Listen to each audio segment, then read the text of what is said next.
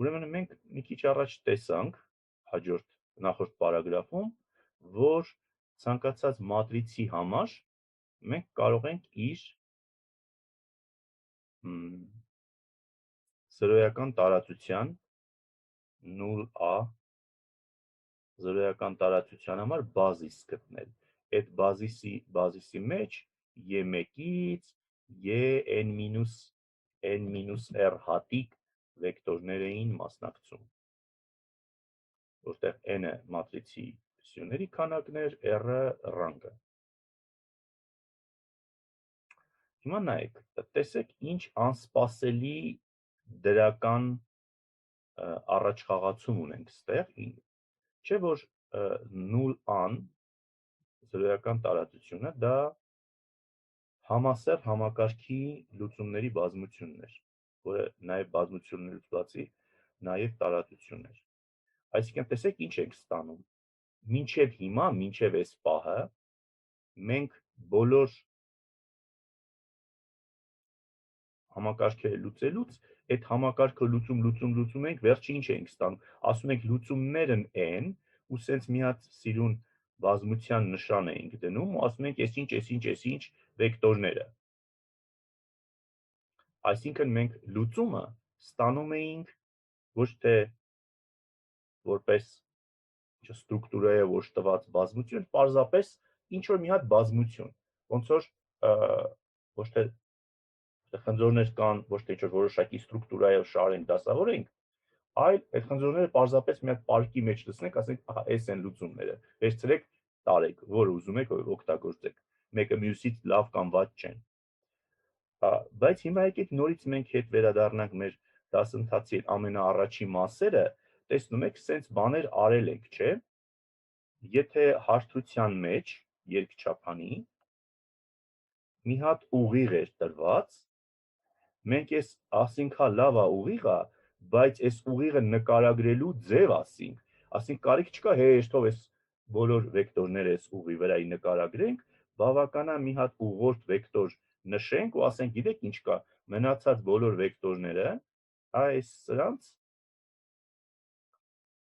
մնաց ցանկացած այլ վեկտոր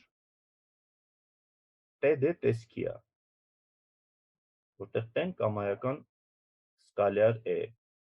դաշտից, այդ դաշտ բառն է զորով ասում են, որ ինչ որ հուշում են մի հատ հավելյալ։ Կամ ասում էինք, եթե մեզ տված է 3 չափանի տարածություն, 3 չափանի տարածության մեջ մի հատ իր համար P հարթություն է տված, մենք կարիք չունենք, չէ՞, մենք ահռելի գիրք վերցնենք հերթով վրայի բոլոր վեկտորները, այսպես իր վրայի բոլոր վեկտորները հերթով գրենք անունները։ Այլ ընդհակառակը ինչ ենք ասում։ Ասում ենք, եթե վերցնենք երկու տարրից բաղկացած մի հատ երկու հատի տարրից բաղկացած ուղղորդ վեկտորների համակարգ, ապա այս մեր վեն հավասար կլինի TD գումարած SK։ Հիմա հələ նայեք, այս սա ու այս սա ինչ որ նման չեն, այս մեր վերջի լեկցիաներին մենք այս սրան ու սրան բնորոշելու համար ինչ որ նոր բառ չենք անցել, հələ ասեք։ Դեն ու կան բազիս են դառնում։ Այո, ստեղ pen գծային տարածություն է դառնում, դեն կամ բազիս է դառնում սրա համար։ Բա սա ինչ է դառնում, այս սրան մենք ինչ էինք անվանել։ Գծային կոմբինացիա։ Բայց դա դառնում է գծային կոմբինացիա բազիսի տարրերի միջոցով։ Ոնց որ վեն, որ եթե գրեինք A1 E1 գումարած AN EN, այս սրա մասնավոր դեպքը նույնը ստեղ չի։ Դեն բազիսա այս L-ի համար, որը ուղիղ է եւ ենթատարածություն է, եւ այս յուրաքանչյուր վեկտորն է նրա գծային կոմբինացիան։ Այսինքն ստացվեց, որ այս երկու բաները, երևույթները, որոնց որ մենք սկսել էինք մեր դասընթացը, դառնում են բազիսի կիրառման դեպքեր, երբ որ ամբողջ տարածությունը նկարագրվում է իր բազիսի միջոցով, այլևս կարիք չկա հեշտով վեկտորները մեկ-մեկ անուն ազգանունները ասել, ուղղակի երկու կարևորագույն վեկտորներին ենք ասում, մնացած բոլորը դրանցով ներկայացվում են։ Հիմա նայեք, վերադառնանք այս մեր դեպքին, 0 ան։ Սրա լուծումները տարածություն էին կազմում, ինչպես այն ուղիղը եւ ինչպես այն հարթությունը, որ մյուս սլայդում նոր տեսանք։ Ուրեմն էրիա լուծումները ոչ թե սենց պարկի մեջ լցած խնձորների տեսքով ներկայացնենք, այլ ինչ անենք, ոնց որ ընդեղ ներկայացրել էինք ուղղորդ վեկտորները հարթության մեջ կամ ուղի վրա, այդ սրանց մեջ ընտրենք այս սրա 0i մեջ ինչը ուղղորդ վեկտորների դերը կատարում են ինչերը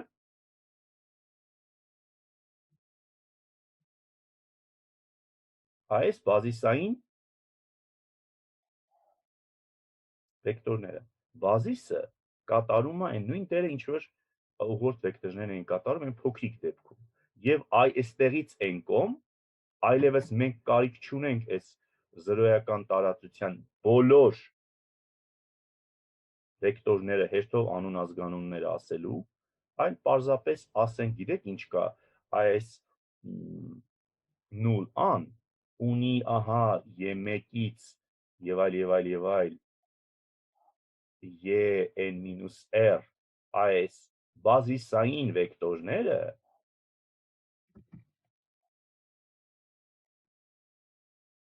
մեկ, երկու եւ դուք ինչ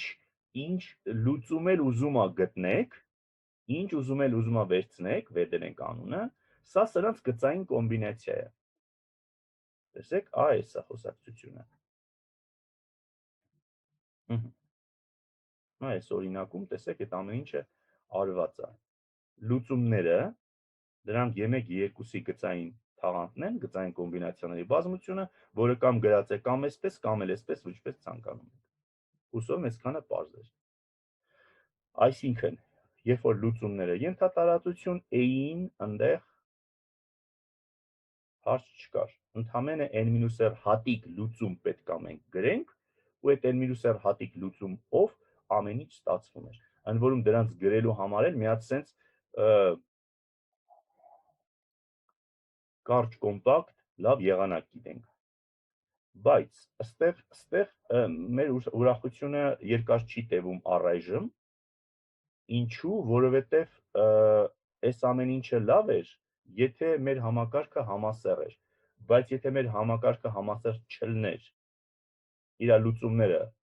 տարածություն կլնեին, թե ոչ։ Ասենք 2x գումարած 3y-ը հավասար է 5, սա առաջինն է, հետո ես մի հատ հետող, սենց մի հատ համակարգ վերցնեմ։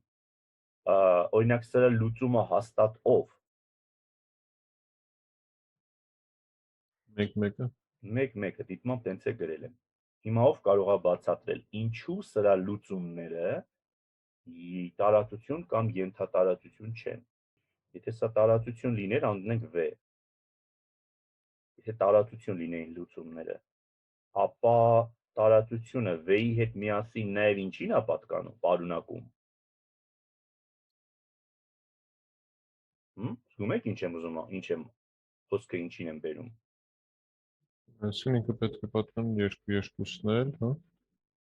Եթե սրա լուծումները տարածություն լինեին, ապա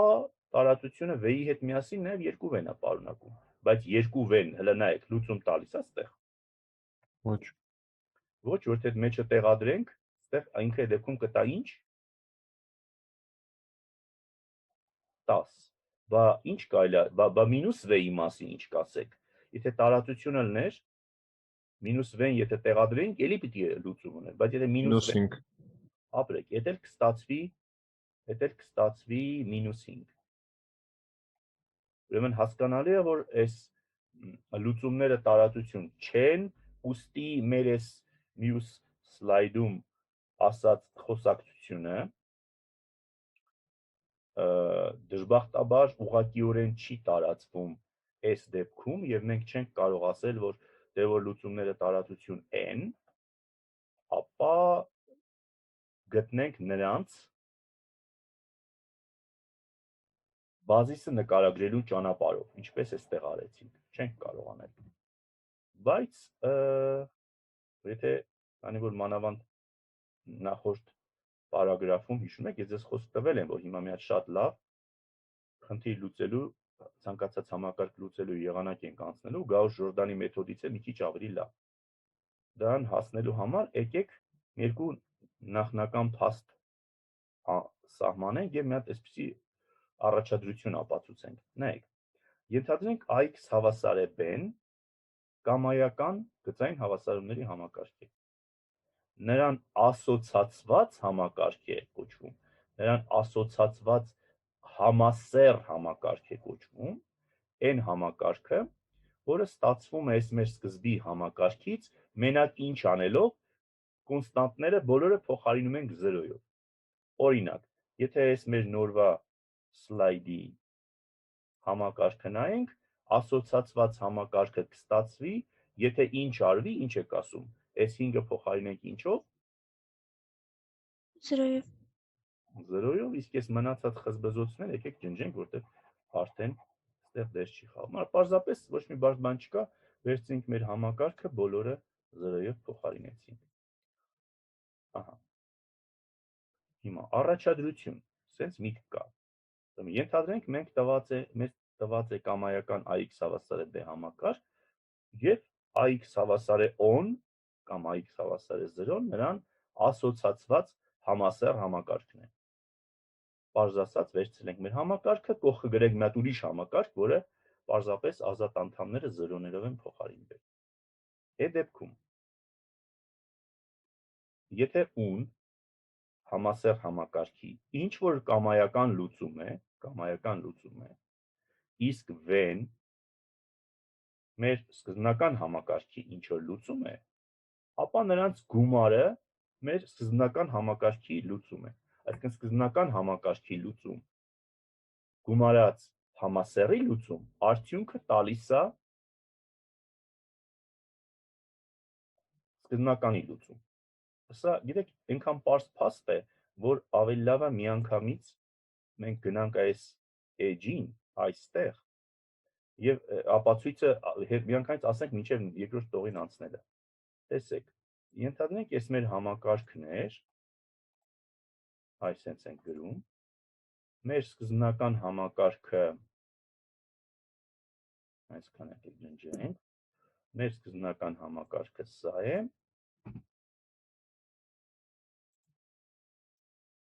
ահա,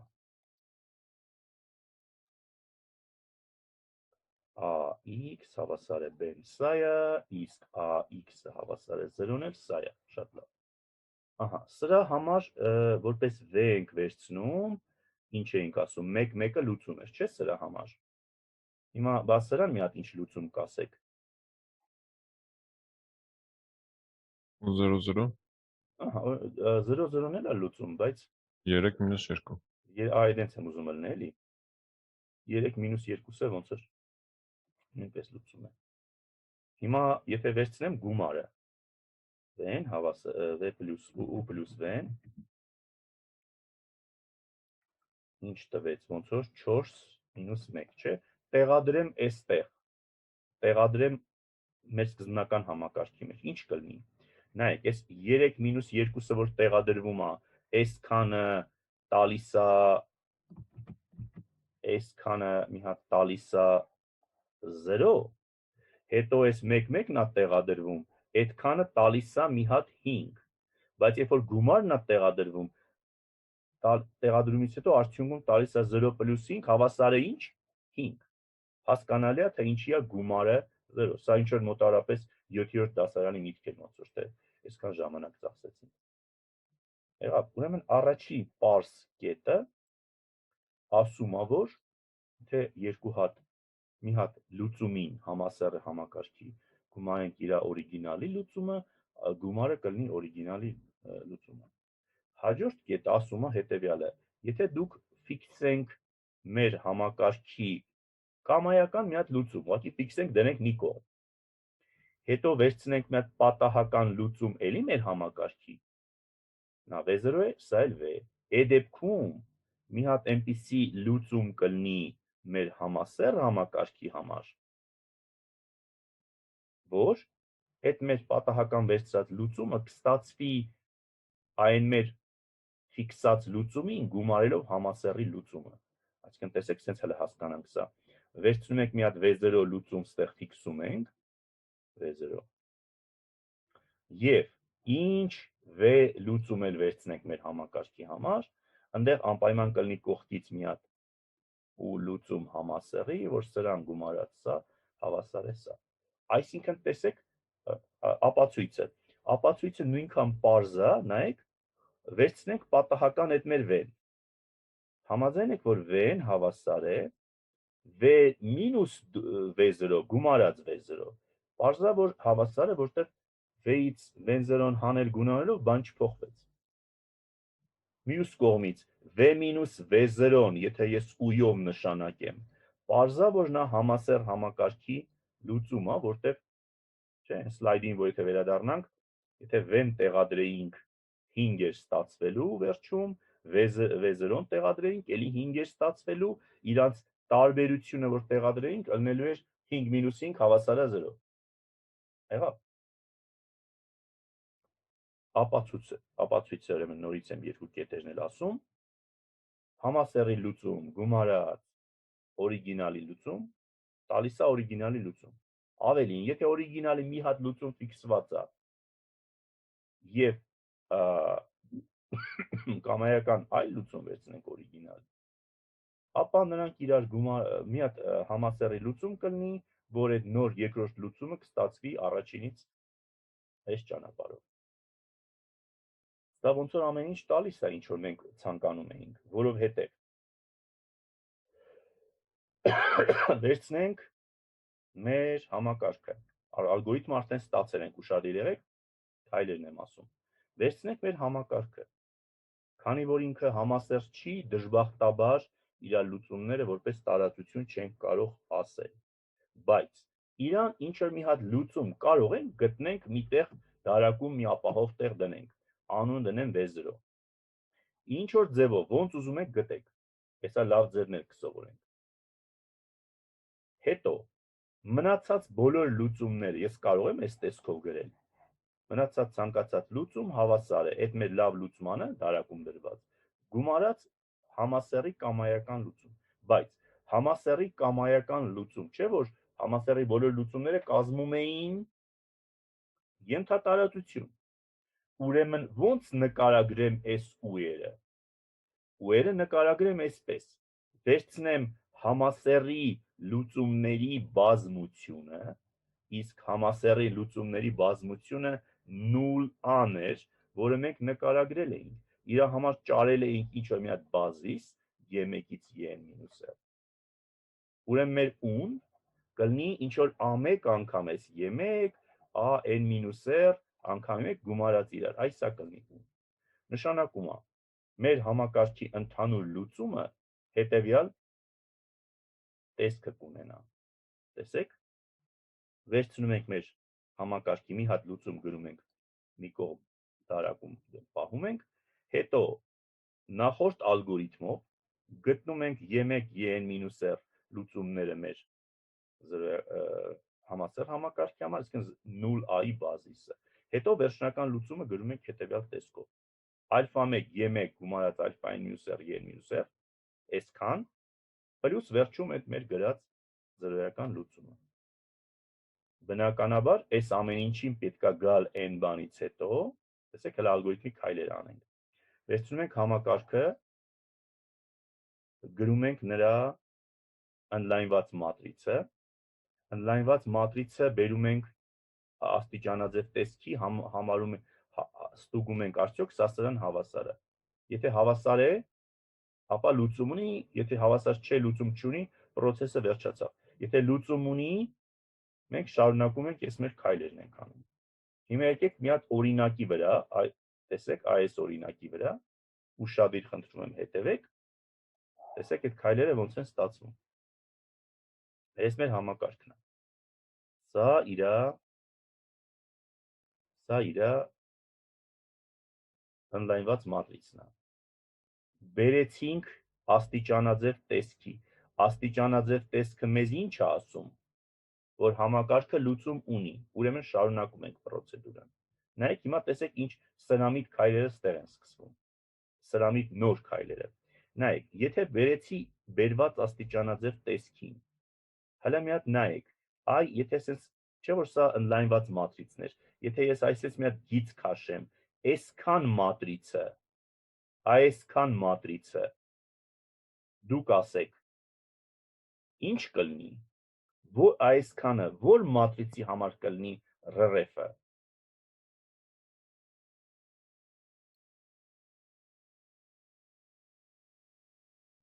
Ամատրիցի։ Շատ ապրեք, սա հենց I RRF-ն է։ Եթե I RRF-ն է, ապա իրա մեջ արդեն իսկ փաստորեն գրված չեն E1 E n-r բազիսային վեկտորներ։ Այո, գրված են, սա մեր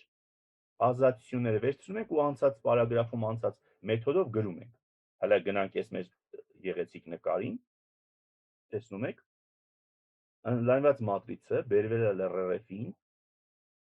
այս են գիծն է, կուզեք կաշեք, կուզեք չէ, ստեղ էլ շատ դետալները չեմ կրկնում, 3-ն ու 5-ը ազատ սյուներն են, ուստի ստեղ 3-րդ, 5-րդ տողերը նշում ենք, ստեղ գրում եմ -1, ստեղ գրում եմ -1, 0, 0, այս տարերը տեղավորեցի, E1, E2-ը հայտնվեցին։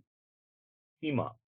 դուք կարող եք ասեք, բայց մի րոպե, դուք ինչ-որ V0-ի մասին էիք խոսում, որը որ պետքա սկզբից գրեինք դարակի մեջ դնեինք, բա ուրա դա չկա։ Նայեք, եթե մենք հասել ենք այս կետին, հələ նայեք այս մատրիցին լավ, եթե մենք սա ուզեինք Գաուս-Ժորդանի մեթոդով լուծած լնեինք, ընդհանուրի դու համար V0-ն գտնեինք Գաուս-Ժորդանի մեթոդով, ինչ պետքա մենք անեինք, պետքա մենք այս ազատ փոփոխականները տանեինք աջ մաս, ճիշտ է, ու ազատ փոփոխականներին տայինք ինչ արժեք մենք կամենում ենք։ Նայեք, եթե ես ազատ փոփոխականներին, որ աջ մաս եմ տարել, շնորհեմ զրոյական արժեքներ, այս x ազատ գագաթային փոփոխականները ինչ կլինեն, եթե զրոյական արժեք դնեմ, նշանակում է աջ մաս տարված մասը ինչ ալնում, պարզապես անտեսում ենք, չէ, բանի տեղ չենք դնում մենք իրանց, այդ դեպքում գագաթային փոփոխականների արժեքները ինչ են, հələ դուք ինձ ասեք այս օրինակի վրա։ 3, 2 - 3։ Այո, բայց իսկ սա ով էր, սա են գծից աջ կանգնած հատվածներ, այս 3 հատիկը որ կան, ըլնում են մաքուր ազատ փոփոխականների արժեքները, այսինքն մեր V0 ֆիքսված լուծումը, որը դարակում պետքա դրված լինի, դա ինչպես է ստացվում, դա ստացվում է սենց, ուրեմն ազատ փոփոխականները որներ, ուրեմն հələ սպասեք գրենք, 1, ընդհանուր 5 հատեր, չէ ոնց որ, 1, 2, 3, 4, 5, ազատ փոփոխականները, որը ոնց որ երկրորդն ու 5-րդն էր, դրանք գրվում դառնում են ինչ, երկրորդը չէ, երրորդն ու 5-րդը, ազատ փոփոխականները ինչ էի տվել, այո, 0-ներ էի տվել, սրանք տալիս եմ 0, իսկ ես 3, 2 - 3-ն էլ գրում եմ ստեղ, ստացվեց, որ այս մեր նկարին նորից ենք վերադառնում, ստացվեց, որ այդ միջանկյալ դատողությունները դեն նետելով, պարզվում է, որ այդ V0-ն պետքա այսպես ստանալ։ Այս երկու վեկտորներից բացի մի հատ երրորդ վեկտոր ենք ստեղ գրում, ազատ փոփոխականների տողերում շարում ենք 2 հատ 0, 0, այս են 0-ներն էին, որոնք շնորհել ենք արժեքները։ Հետո վերցնում ենք այս 3 հատ արժեքը ստեղից, copy paste ենք անում այստեղ։ Ստացված վեկտորի անուն դնում ենք V0։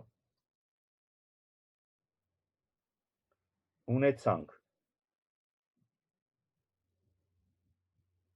լուծումը, ընդհանուր լուծումը, որ մենք գրում ենք այսպես, տեսեք, հիմա գրելու մի քանի եղանակներ կան, որը ցանկանում եք ընտրեք։ Լուծումը կարող է գրվել այսպես. 0a գումարած V0 կամ 0a-ի փոխարեն ես կարող եմ գրեմ span E1 E2 գումարած V0 Սա այս գրությունը լավ է նրանով, որ բազիսն էլ ցույց է տալիս ով է։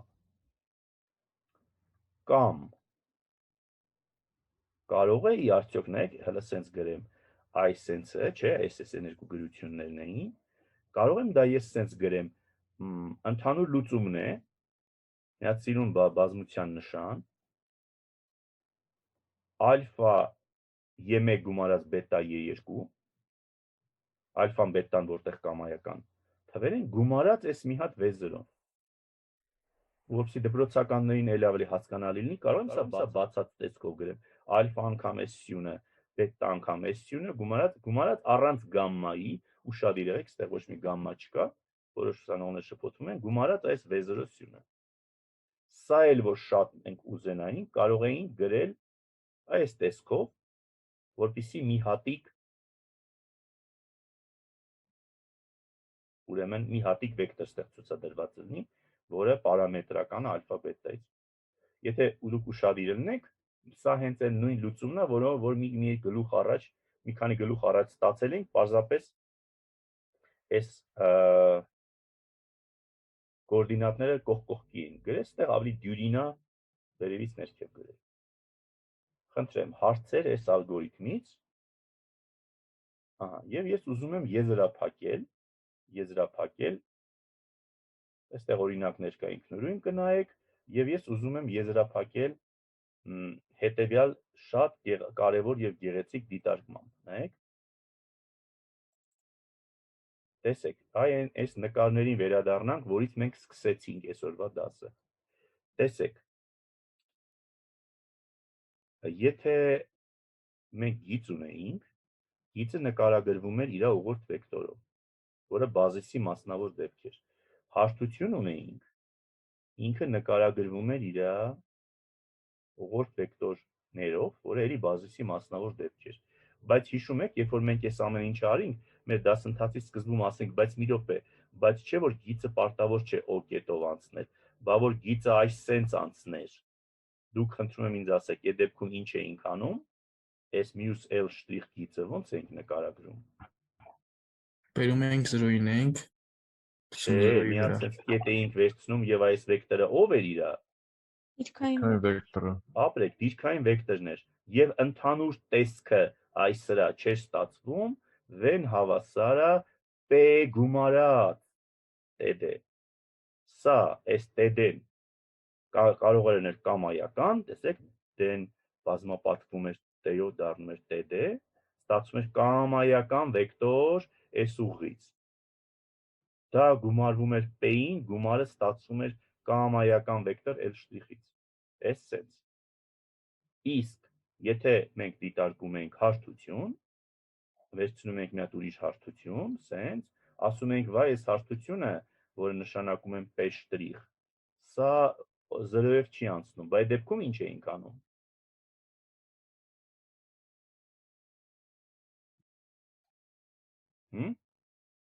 Վերցնում ենք P, որը դիրքային վեկտորն էր դառնում սրա համար, եւ մեր ընթացիկ վեկտորը ոնց է ստացվում մեր հարթության վրայի։ T անգամ TD-ն, S T անգամ TD-ն է մեր, S անգամ S կանա, նրանց գծային կոմբինացիան ստացվում էր այսա, իսկ ընթացիկ իսկ այդ P-ին գումարած, ահա, այստեղ մի քիչ նկարելու բան կա, խնդիրներ կան, այսա